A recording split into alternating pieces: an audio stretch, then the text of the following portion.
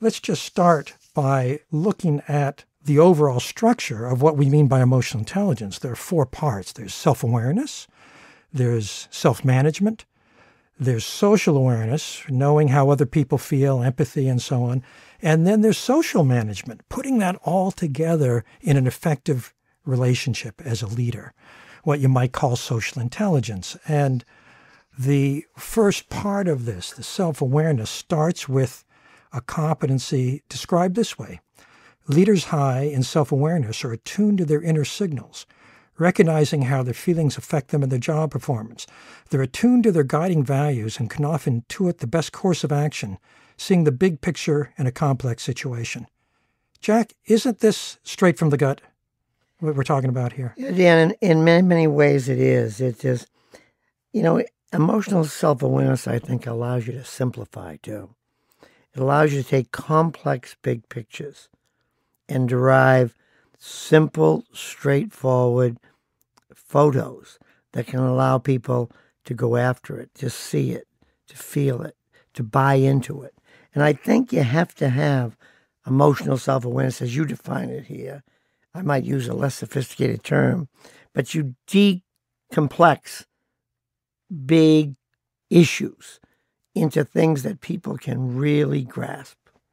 So what you're saying then is that your own gut tells you how to see your way through the clutter. And then you can use that to express it in a way where it's going to hit someone else right in the gut. Exactly. That's exactly what you do. Your own sort of intuition, whatever word you want to use, your own inner self sees something. And it's a maze that you're looking through. And you bring that down to, in my case, be number 1 or number 2, fix, close, or sell, or somebody else doing some other things that transformed organizations. But you can't transform an organization that's highly complex, or you can't drive it without simplifying it. And I think you got to have what you call emotional self-awareness in some form to come to simplify it. Part of it, as Dan says, is self-confidence. And the extra piece there that allows you to simplify and then say to people, you know what this is all about?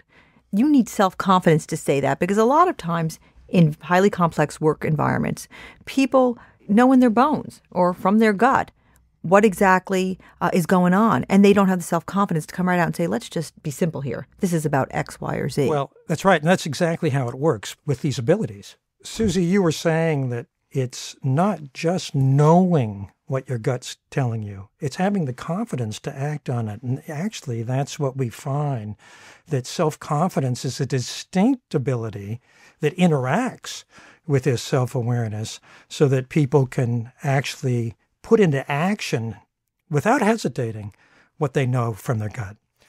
Dan, in the first years I was at GE as CEO, I used to talk all the time about the 3 S's. Simplicity, speed, self-confidence. Without self-confidence, you can't be simple. Without being simple, you can't be fast. We had the 3 S's all over walls. We talked about driving self-confidence into people so they could simplify. As Suzy says, without self-confidence, there is no simplification. Without simplification, there is no speed in an organization. They can't respond. They're all tied up in their knickers. And listening to what Jack was saying, the key to me is this driving self-confidence into people. That is hard. I mean, how do you do it? That's so important. You have to give people a lot of experiences in which they can succeed. And once you give them a lot of experiences in which they succeed, they build self-confidence. Telling people that they should have self-confidence is just not enough. It doesn't work. So as managers and people in business think about these ideas that we're discussing, the development of self-confidence is something that really takes some sort of, extra effort. It means letting people take a risk so that they can succeed and then go on from there.